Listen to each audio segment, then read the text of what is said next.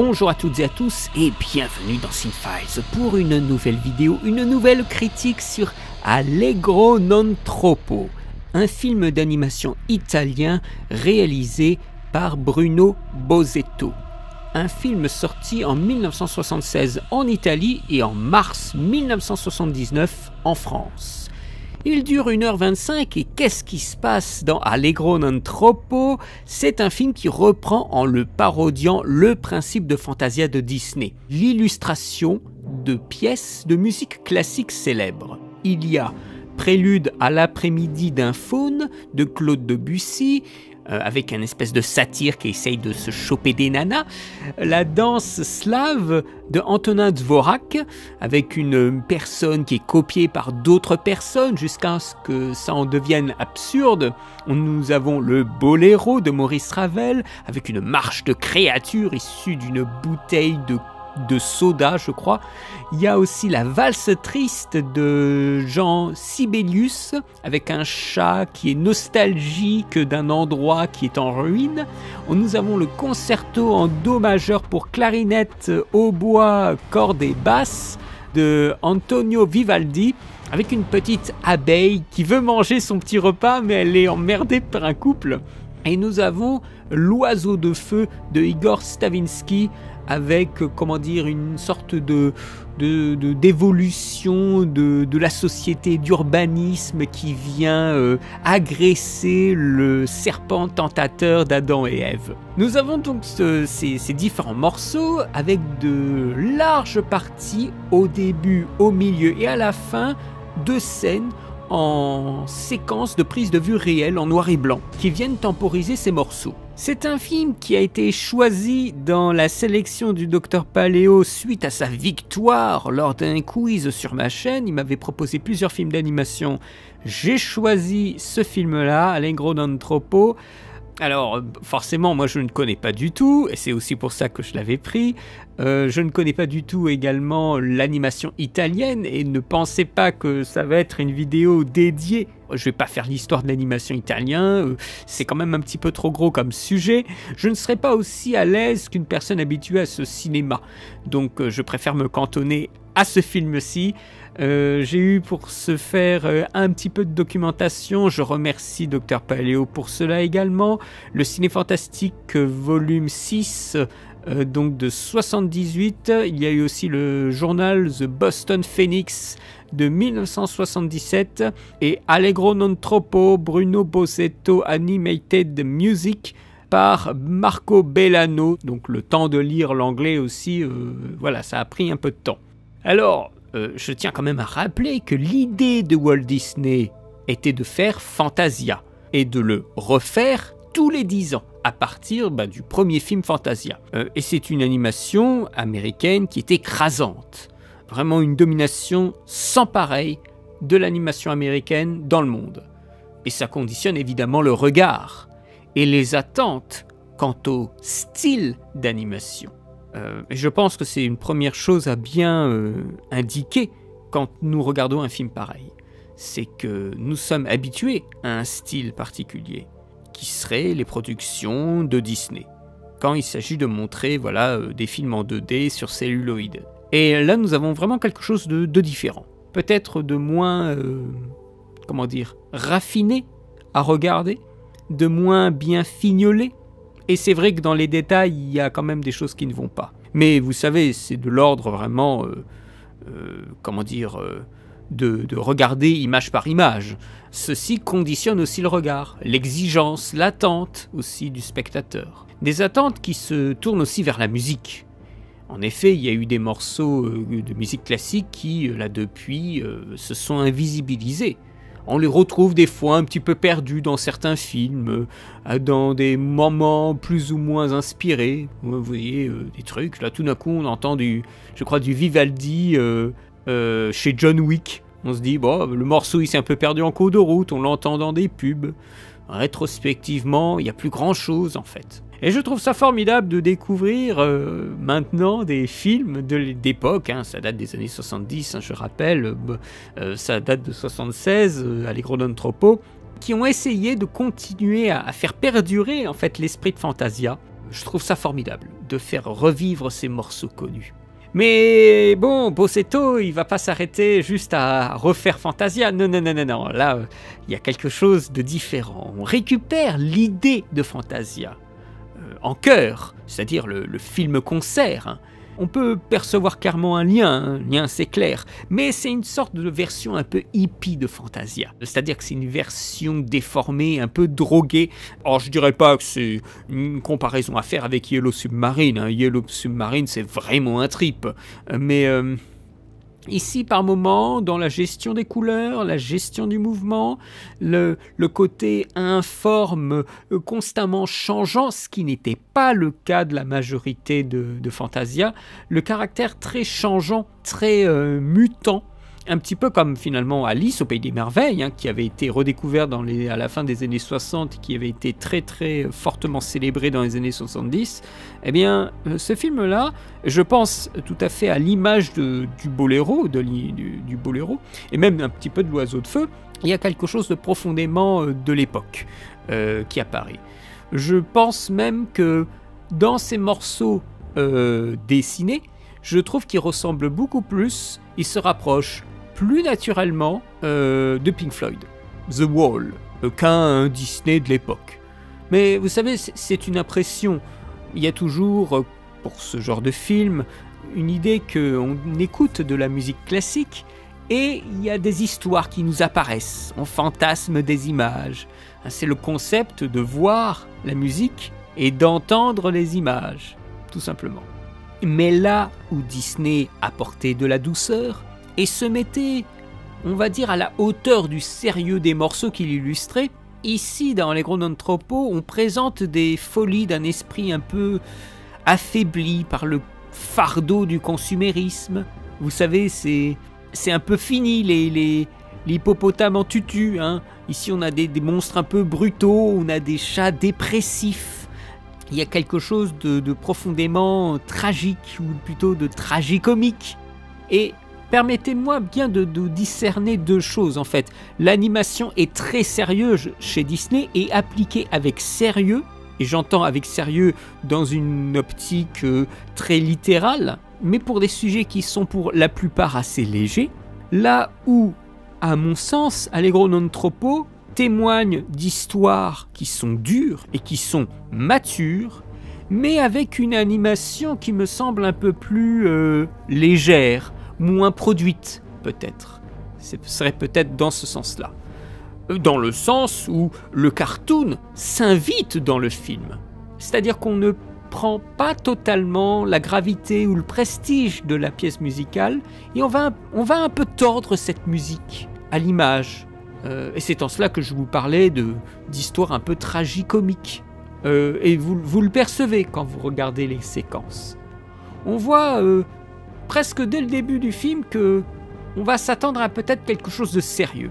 Et dès le premier morceau, qui est prélude à l'après-midi d'un faune, on perçoit une dureté, un sérieux dans le propos de ce vieux satyre qui veut impressionner une jeune femme, une nymphe. Mais c'est creepy et triste au final.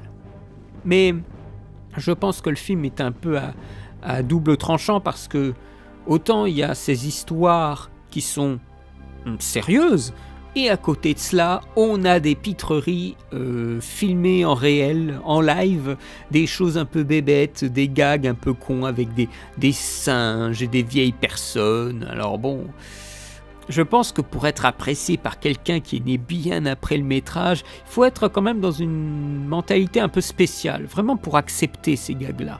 C'est sympa, ça fait rire 2 minutes, mais quand on voit que ça va être déployé pendant tout le film, je trouve pas du tout ça hilarant. C'est peut-être hilarant pour des enfants, éventuellement. Bon, je pense pas que... Ça m'a pas fait beaucoup d'effet tout ça. Donc déjà, il y a une partie du film qui me fait pas d'effet, donc est-ce que la partie animée me fait de l'effet ? En tout cas, ça ne m'enchante pas, mais ça fait quand même de l'effet, parce que c'est assez irrévérencieux. Quand je dis que c'est irrévérencieux, c'est que ça veut se moquer, ça veut critiquer. Mais quand on le fait trop, moi, je trouve ça compliqué.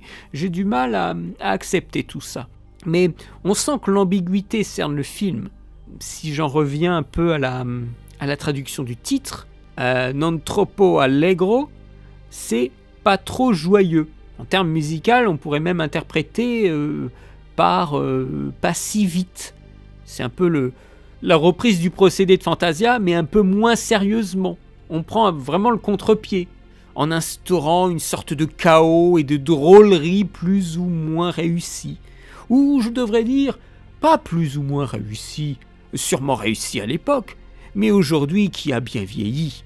Le film accuse son âge, également dans l'animation même. Évidemment, bon, il y a beaucoup de films qui vieillissent, les Disney aussi vieillissent, mais du fait qu'ils aient un style plus complet, plus littéral, plus proche de nous, et aussi plus ancré dans un imaginaire qui a été médiatisé.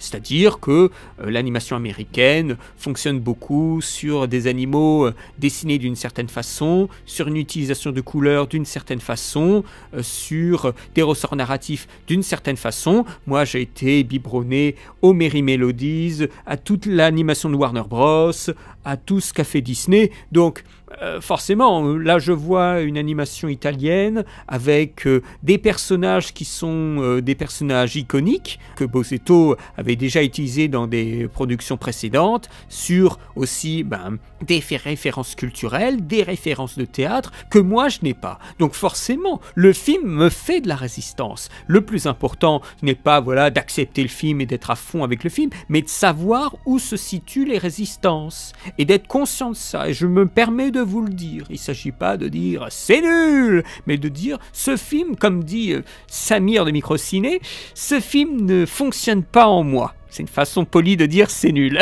Non, mais...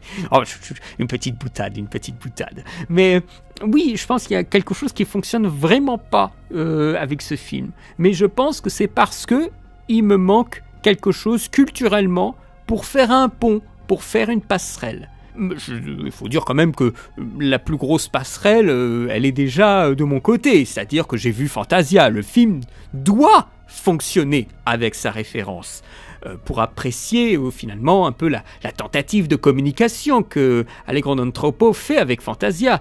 Dans le texte de Marco Bellano, sur le film, il dit ceci, je crois, page 69, l'intertextualité ou la dépendance croisée entre un texte et ses sources est un trait de tous les types de narration. Et c'est tellement souligné et célébré dans le film de Bosetto que cela devient un trait caractéristique du film même. Et je suis bien d'accord avec ça, c'est bien pour ça que je vous ai mis la citation. On ne peut pas séparer comme ça Fantasia de Allegro non troppo. Je dirais que Allegro non troppo est une parodie non pas des morceaux de Fantasia, mais plus de la structure globale. Et il ne s'en cache pas. Il le dit au début du projet, carrément. Il est clair que la morale et le message des segments du film italien donnent plus à réfléchir que celui de Disney. Le film est en même temps une sorte de répétition et une différence. L'aspect parodique, il est là. Quand on parodie, on ne peut pas juste voir ça de façon neutre.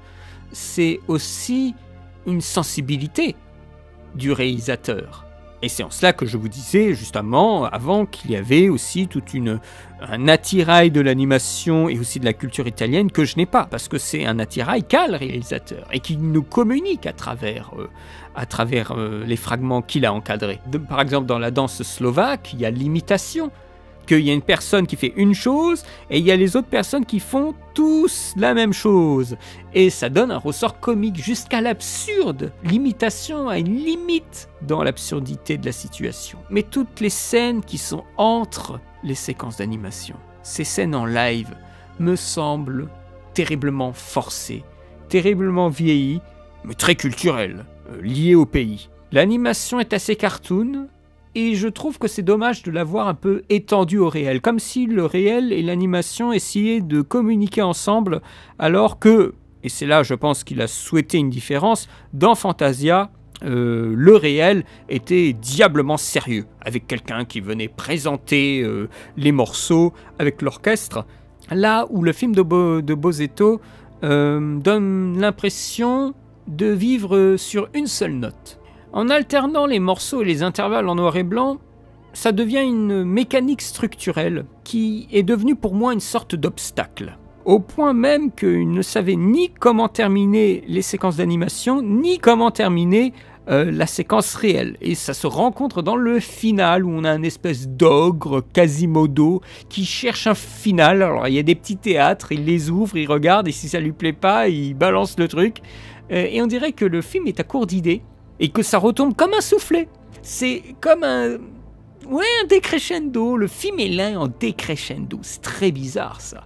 Le film ne se termine pas par un grand final. Le boléro est vraiment le point culminant du film. Sauf que c'est pas la fin. Et juste après, il n'y a rien. Après, ça retombe. Je crois qu'on a l'abeille, l'oiseau de feu, qui est pas si impressionnant que ça. Et c'est tout. Et pourtant, l'oiseau de feu, on voit que ça fait des efforts. Hein. Mais je trouve pas ça très structuré. L'oiseau de feu, le morceau de l'oiseau de feu, c'est Adam et Ève qui apparaissent et qui s'aiment. Il y a le serpent tentateur qui va essayer de les séduire, mais ça marche pas du tout. Et lui-même, le serpent tentateur, va subir les tentations de la modernisation et de la mondialisation, de la consommation. Et lui, avec sa pomme, il va pas très loin, quoi. Il y a des voitures qui deviennent des serpents, des escaliers qui deviennent des langues, la télé qui montre du porno, donc on en revient encore une fois à l'organique, au corps, et des WC qui chient des biens de consommation, des violences policières, on sent que c'est le bordel, mais j'ai trouvé ça assez vain. Est-ce que, pour cela, c'est un film à montrer aux enfants? Moi, je ne pense pas. Il y a 2-3 éléments qu'ils ne comprendront pas. Ce sont des choses aussi pour les adultes, vis-à-vis du sexe, vis-à-vis de thématiques tristes que l'enfant peut-être ne comprendra même pas. Donc, moi, j'aurais tendance à penser qu'il faut d'abord montrer Fantasia et après Allegro non troppo.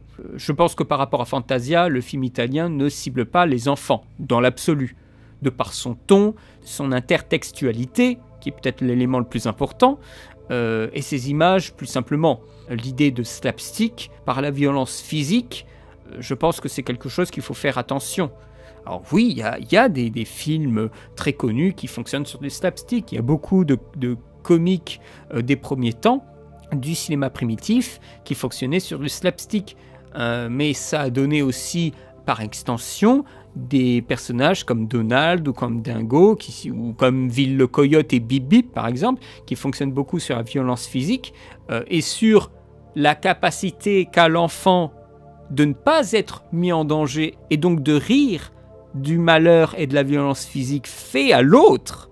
Et ça, rétrospectivement, je ne suis pas sûr que ce soit intéressant à montrer à un enfant. Pas sans qu'il y ait une récompense pour la violence physique à la fin, qui s'est fait par méconnaissance, par acharnement, par volonté, parce qu'il y a par exemple des Donald où il y a de la violence physique. Mais à la fin, après toutes ces souffrances, il est récompensé par quelque chose. Et ce sont d'ailleurs les épisodes qui, je trouve, les plus forts.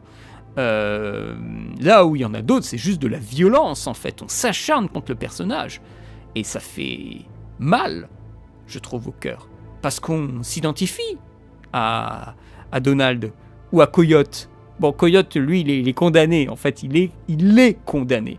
Mais ce qui différencie Donald et Coyote, c'est que Coyote, lui, il n'est représenté que comme une figure, en fait, une figure d'obstination.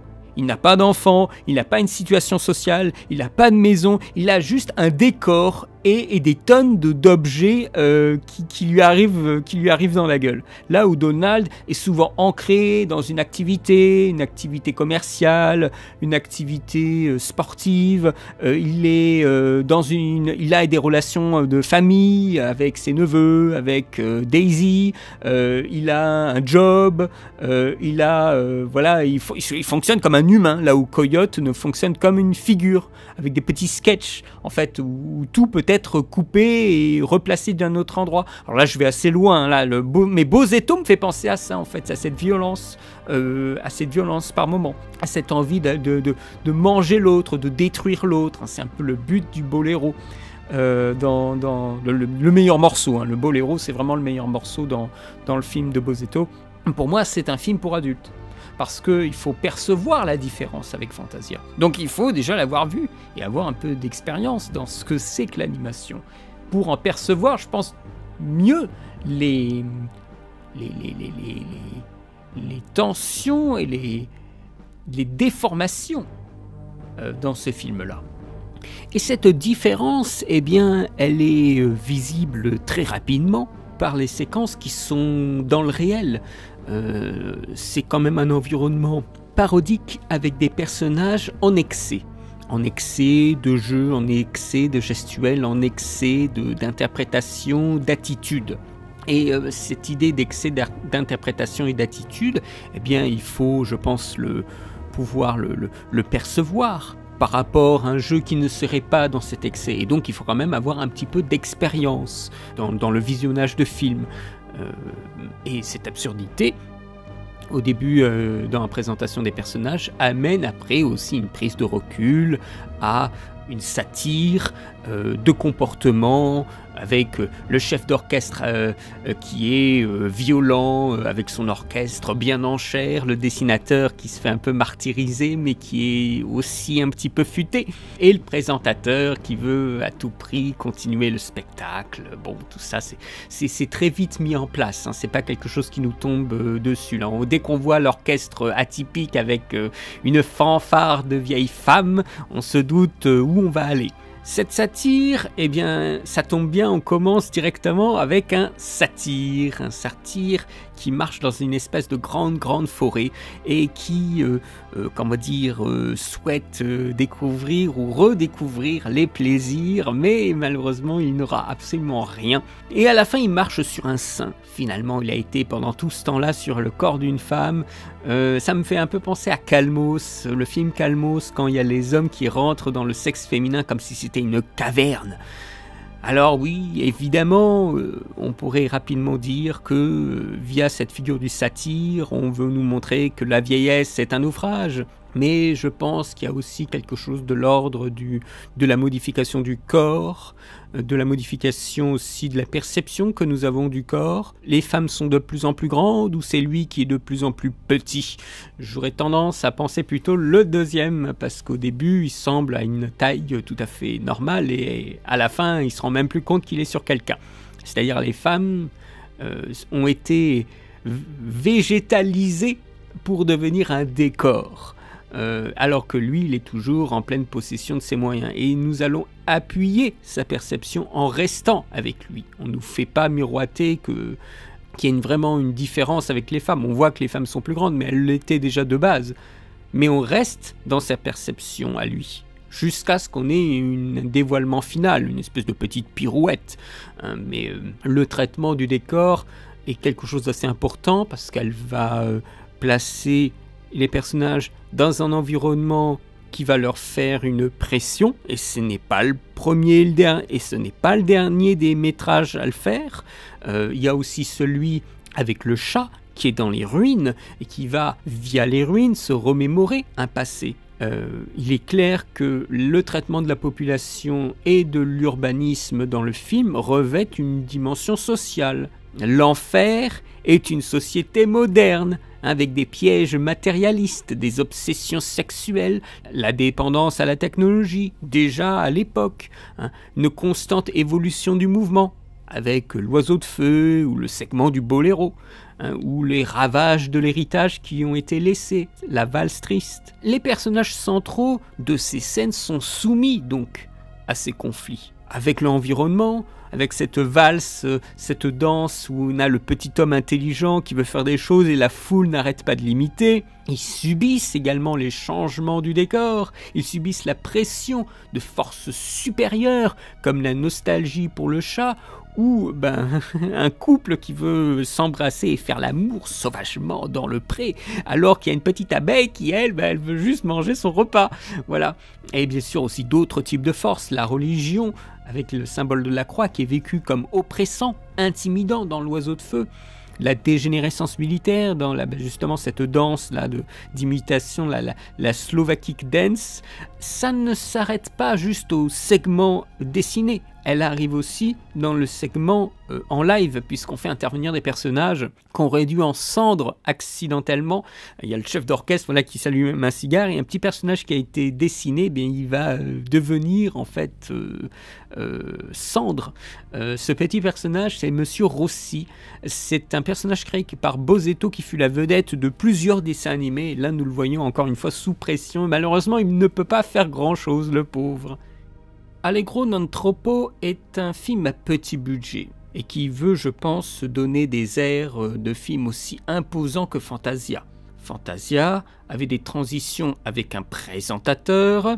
Dans le film italien, nous avons plutôt des évocations de films un peu comiques, certains moments qui ressemblent à du Fellini, avec la mise en scène de l'orchestre.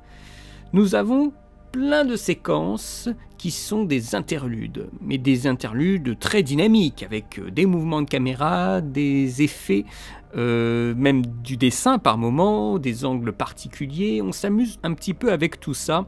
Bruno Bosetto disait à ce moment-là, à ce propos, « Mon idée était d'avoir un orchestre en contraste complet avec celui de Disney.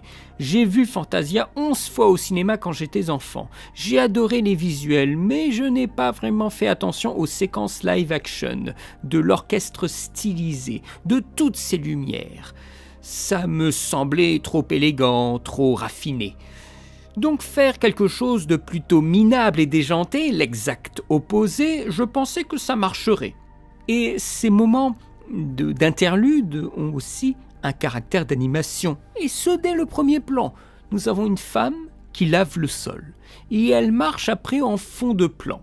Et hop, à ce moment-là, quand elle marche au fond de plan, elle est presque au bout du couloir, et bien il y a un cut. Et il y a un cut et elle disparaît. Et on n'a plus que le plan fixe du décor, sans elle. Pendant quelques images. Il ne s'agit pas d'une erreur, il s'agit de quelque chose qui a été fait à dessein. Nous avons de l'animation ou des tentatives d'animation ou de mouvements qu'on pourrait percevoir dans l'animation déjà dès le début du film, quand on va extirper l'animateur de sa prison, par exemple. Et ce qui fait que nous avons des petits morceaux d'animation et une continuité avec les moments en prise de vue réelle.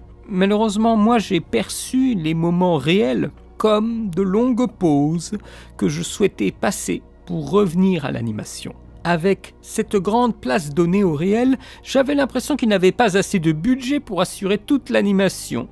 Et le film se traîne vers son heure et demie. C'est un petit peu dommage. Alors il y a bien sûr, évidemment, des choix de production issus du pays, issus aussi de la décennie, qui sont difficilement perceptibles pour moi, qui suis étranger aux pratiques et aux productions italiennes. Donc je suis conscient qu'il y a aussi une limitation. Je veux dire, de ce que j'ai cru comprendre, on commençait à faire de l'animation en plus grand nombre, de l'animation notamment pornographique également dans les années 70, avec par exemple Zizi Pampan, et oui, ça c'est un titre de film, Zizi Pampan, en 1975 de Gioacchino Librati. C'est très surprenant de voir ça dans l'animation, on va dire, commerciale. Après, il y a quand même une variété de styles par rapport à Fantasia, qui est quand même aligné sur un savoir-faire. Ici, il y a des choses, des essais qu'ils font, qui rendent certains morceaux bien différents des autres. C'est sûr qu'il y a un manque par rapport à Disney de qualité technique, vraiment au sens purement technique. Mais par contre, dans les styles, je trouve que Allegro non troppo s'en sort mieux. Mais forcément, le film est aussi témoin de son époque. Certaines technologies de cinéma ne sont pas arrivées à cause des sanctions commerciales post-guerre. Par exemple le Technicolor. Alors ils ont eux-mêmes fait une version de leur Technicolor. C'était pas forcément folichon. Et ce film-là propose des styles différents, notamment le multiplane, la rotoscopie de personnages, une animation aussi organique.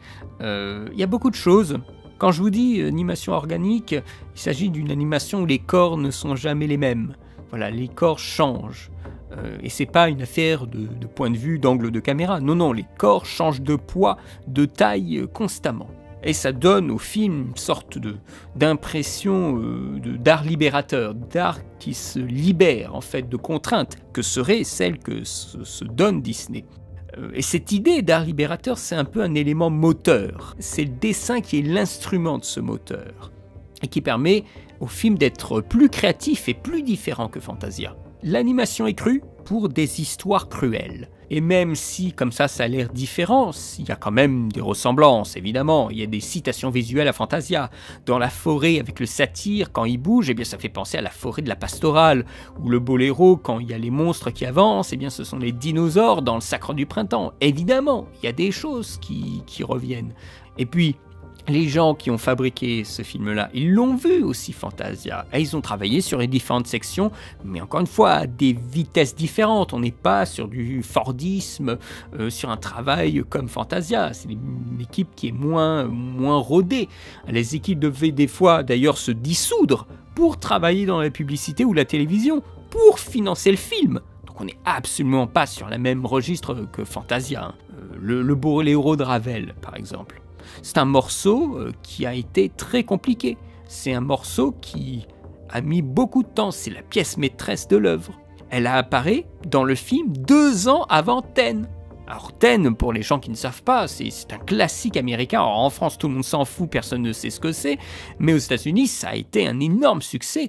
Ten, c'est une comédie, une comédie dramatique un petit peu, de 1979 de Blake Edwards, dans lequel il y a une scène presque de sexe avec le boléro, ce qui a fait littéralement exploser la popularité du boléro. À l'époque, tout le monde voulait le boléro sur leurs 33 tours pour essayer de faire la même chose que dans le film. Je ne vous dis pas ce qui se passe dans le film, mais c'est très très chaud. Mais le film Ten de Blake Edwards a été vraiment un vrai moment revigorant pour le morceau de classique auprès du public. Et il se trouve que Allegro non troppo, 2 ans avant, le met déjà à l'honneur.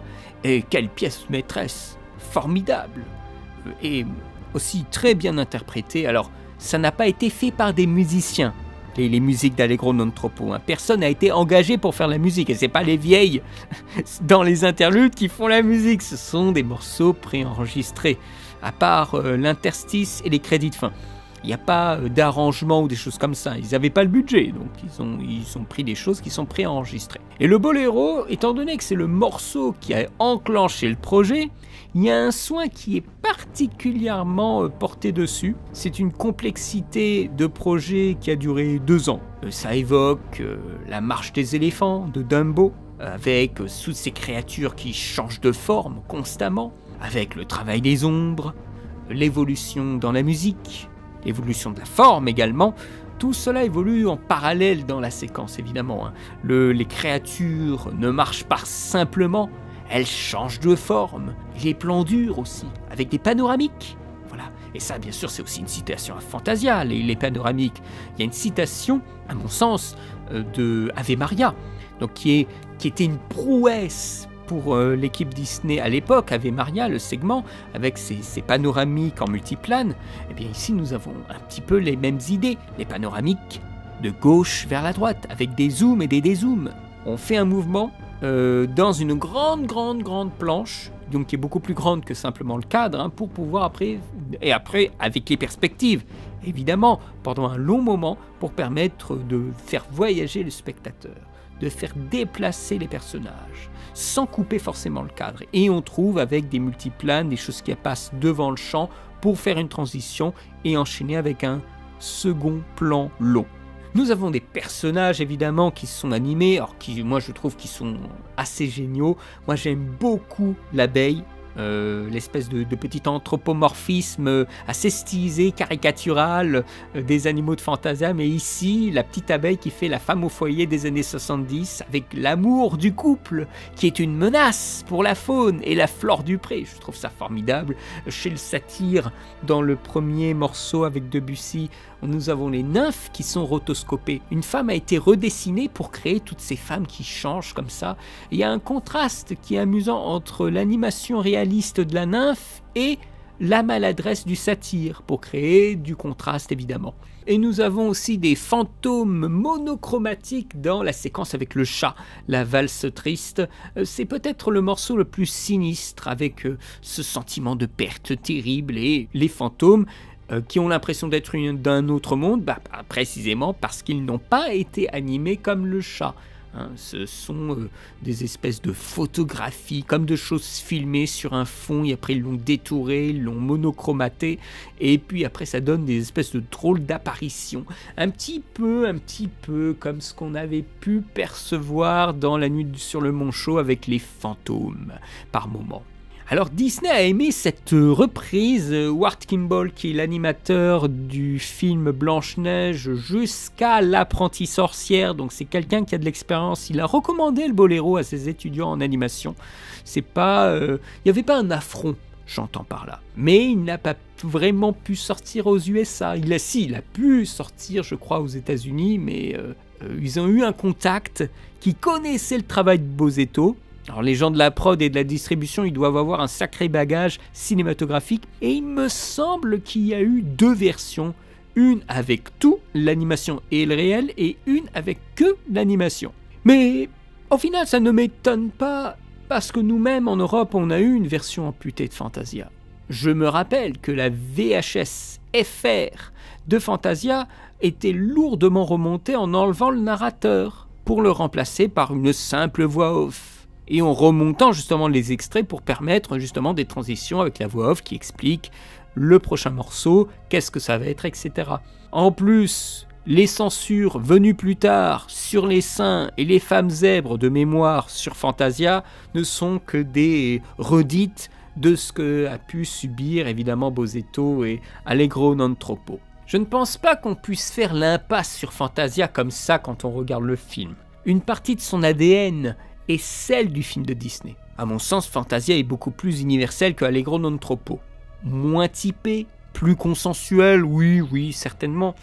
Et honnêtement, avant que Luc m'en parle, j'en avais jamais entendu parler. Donc c'est un film qui fut oublié, et je remercie Luc de m'en avoir parlé, pour que je puisse à mon tour vous en parler un petit peu. Je lui mets un 13 sur 20.